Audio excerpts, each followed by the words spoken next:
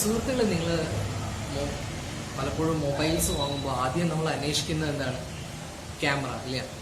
എന്താ വെച്ചാൽ നമ്മൾ ഒരു ഫ്രണ്ട് ഒരു മൊബൈൽ വാങ്ങുമ്പോൾ ആദ്യമായിട്ട് അവന് ചോദിക്കുന്നത് എന്തായിരിക്കും? എത്ര മെഗാ പിക്സലാണ് ഇതിൻ്റെ മൊബൈൽ ഇല്ല. ചിലവർ പറയും 8 മെഗാ പിക്സൽ, അല്ലെങ്കിൽ പറയും 12 അല്ല 13 മെഗാ പിക്സൽ ഇസ് ഇറ്റ്. അപ്പോൾ നമ്മൾ എപ്പോഴെങ്കിലും ചിന്തിച്ചിട്ടുണ്ടോ ഈ മെഗാ പിക്സൽ പറഞ്ഞാൽ എന്താണ്?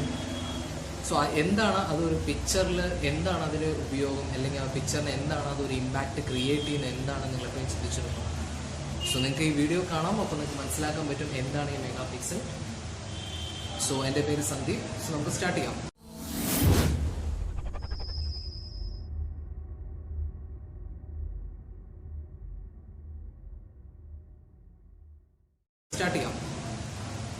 സോ മെഗാ പിക്സൽ എന്ന് പറയുന്നത് ശരിക്കും പറഞ്ഞാൽ അതിൻ്റെ എക്സ്പ്ലനേഷൻ ഉദ്ദേശിക്കുന്ന മെഗാ പിക്സൽ എന്ന് പറയുന്നത് ശരിക്കും ഒരു ഷോർട്ട് ഫോമാണ്.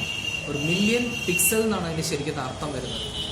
അപ്പോൾ ഒരു മെഗാ ശരിക്കും പറഞ്ഞാൽ ഒരു മെഗാ പിക്സൽ എന്ന് പറയുന്നത് 1 മില്യൺ പിക്സൽ. 1 മില്യൺ പിക്സൽ എന്ന് പറയുന്നത് ശരിക്കും നമുക്ക് പറയുകയാണെങ്കിൽ 10 ലക്ഷം, നമുക്ക് നമ്മുടെ ലാംഗ്വേജ് പറയും 10 ലക്ഷം മെഗാ പിക്സൽ എന്നാണ്. 10 ലക്ഷം പിക്സൽസ് എന്നാണ്. മനസ്സിലായി? സോ അപ്പോൾ സാധാരണ നമുക്ക് കാണാൻ ഈ മെഗാ പിക്സൽ എന്താണ് അതിൻ്റെ ഉപയോഗം? മെഗാ പിക്സൽ എവിടെയാണ് ശരിക്കും നമ്മൾ കാണുന്നത്?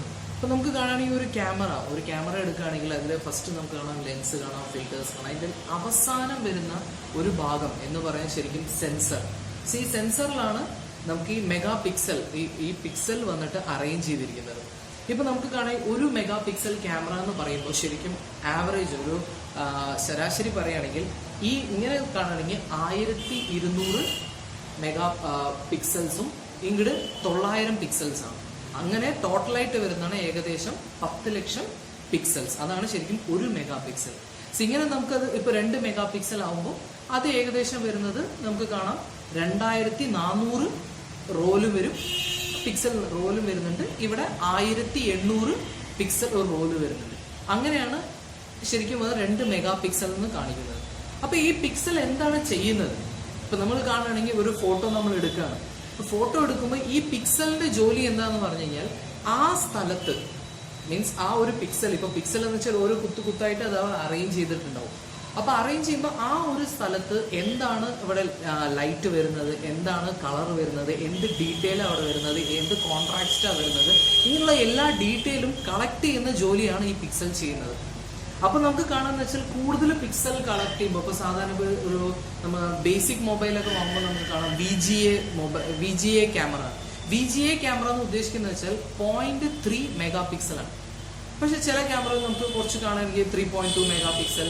ഇപ്പോൾ സ്മാർട്ട് മൊബൈൽസ് എന്ന് പറയുകയാണെങ്കിൽ മിനിമം നമുക്ക് 5 മെഗാ പിക്സൽ, 8 മെഗാ പിക്സൽ. അപ്പൊ ഇവരെന്താ ചെയ്യുന്നത് വെച്ചാൽ ഈ ഒരു സ്ഥലത്തില് 80 ലക്ഷം മെഗാ പിക്സലാണ് അവര് ഇൻവോൾവ് ചെയ്യുന്നത്. അപ്പൊ ഇതിൽ എന്താ വ്യത്യാസം? ഇപ്പൊ നമുക്കൊരു എക്സാമ്പിൾ എടുത്താൽ മനസ്സിലാക്കാൻ പറ്റും. ഇപ്പോ പല ഫോൺ, ഇപ്പോൾ ഒരു 8 മെഗാ പിക്സൽ ഒരു ഫോണുണ്ട്. പക്ഷെ 2 8 മെഗാ പിക്സൽ ഫോണിലും ക്ലാരിറ്റി നമുക്ക് വ്യത്യാസമായിട്ട് കാണുന്നുണ്ട്. എന്താ അതിന്റെ കാരണം? അതിന്റെ കാരണം മെയിൻ ആയിട്ട് വരുന്നത് സാധാരണ ആ ഒരു സെൻസർ എത്ര വലിപ്പമാണ്. മീൻസ് ഇപ്പൊ നമുക്ക് ഇപ്പോൾ 8 മെഗാ പിക്സൽ സെൻസറാണ്. ഇവിടെ ഒരു സെൻസറിൽ ഇപ്പൊ 8 മെഗാ പിക്സൽ എന്ന് പറയുന്നത് 80 ലക്ഷം പിക്സൽസ് ആണ്. 80 ലക്ഷം പിക്സൽസ് അവരെന്താ കുത്തി തിരികിയിരിക്കുകയാണ്. അപ്പൊ ശരിക്കും എന്ന് വെച്ചാൽ ഒരു ചെറിയ മെഗാ പിക്സലിനും അതിനുള്ള ഡീറ്റെയിൽ കളക്ട് ചെയ്യാൻ പറ്റില്ല. അപ്പോ അതേമാതിരി വേറൊരു 8 മെഗാ പിക്സൽ ക്യാമറയാണ്. പക്ഷെ അതിന്റെ സെൻസറിന് വലിപ്പം വലുതാണെങ്കിൽ ആ പിക്സലിന്റെ സൈസും വലുതായിരിക്കും. അപ്പൊ ആ ഒരു പിക്സലിന് വളരെ വൃത്തിയായിട്ട് ആ ഒരു പിക്ചറിനെ ക്യാപ്ചർ ചെയ്യാൻ പറ്റും.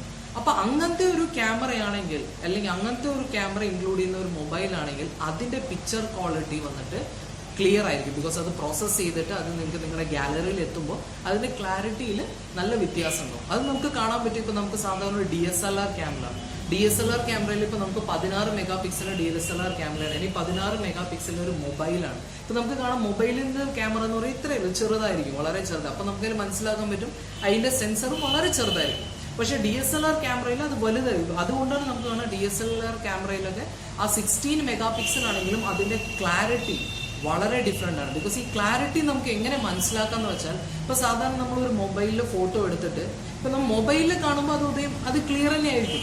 പക്ഷെ അതേ നിങ്ങൾ കമ്പ്യൂട്ടറിൽ അത് ഇട്ട് നോക്കും, നിങ്ങൾക്ക് കാണാം അത് ഡൾ ആയിട്ടുണ്ടാവും, അല്ലെങ്കിൽ ബ്ലർ ആയിട്ടുണ്ടാവും, ഡീറ്റെയിൽസ് ക്ലിയർ ആയിട്ട് ഉണ്ടാവില്ല. അപ്പോൾ എന്തെങ്കിലും വ്യത്യാസം എന്ന് വെച്ചാൽ വലിയ പിക്സൽസ് ഉണ്ടെങ്കിൽ അതിന്റെ ഡീറ്റെയിൽ ക്ലിയർ ആയിരിക്കും. അതുകൊണ്ട് നമുക്ക് സൂം ചെയ്യുമ്പോൾ അതിന്റെ ക്ലാരിറ്റിയിൽ വ്യത്യാസം വരും.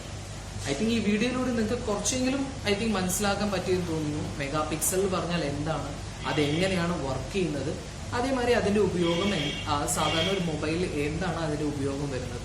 സോ നിങ്ങൾക്ക് ഈ വീഡിയോ ഇഷ്ടപ്പെട്ടാൽ നിങ്ങളെന്ന് വെച്ചാൽ ഷെയർ ചെയ്യാം. അതേമാതിരി നിങ്ങൾക്ക് ഇനി ഇതേമാതിരി വീഡിയോസ് കാണാൻ താല്പര്യമുണ്ടെങ്കിൽ നിങ്ങൾക്ക് എൻ്റെ ചാനൽ സബ്സ്ക്രൈബ് ചെയ്യാം.